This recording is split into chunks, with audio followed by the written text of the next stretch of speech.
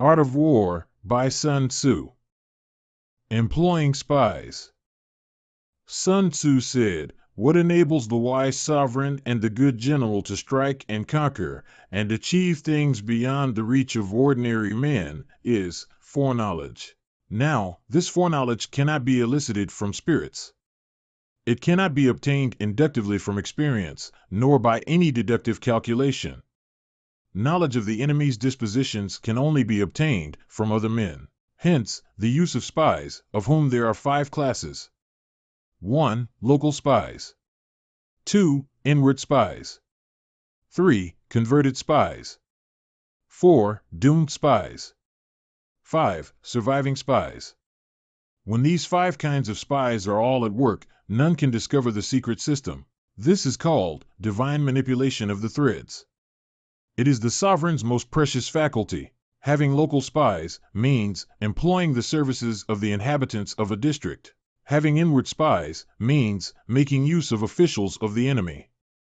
Having converted spies means getting hold of the enemy's spies and using them for our own purposes.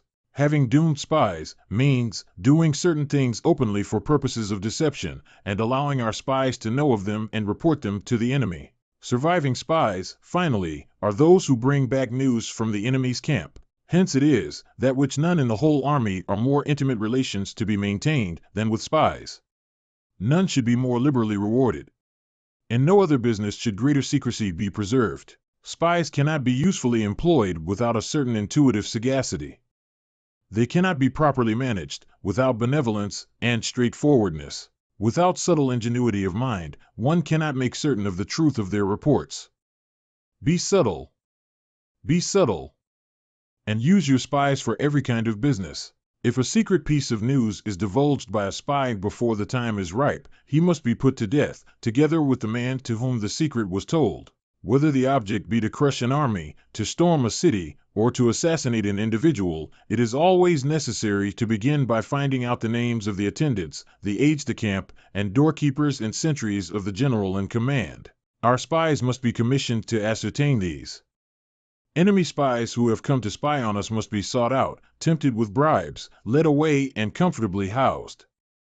Thus, they will become converted spies, and available for our service. It is through the information brought by the converted spy that we are able to acquire and employ local and inward spies. It is owing to his information, again, that we can cause the doomed spy to carry false tidings to the enemy. Lastly, it is by his information that the surviving spy can be used on appointed occasions. The end and aim of spying in all its 5 varieties is knowledge of the enemy. And this knowledge can only be derived, in the first instance, from the converted spy. Hence, it is essential that the converted spy be treated with the utmost liberality. Of old, the rise of the Yin dynasty was due to Ai Chi, who had served under the Xia. Likewise, the rise of the Zhou dynasty was due to Luya, who had served under the Yin.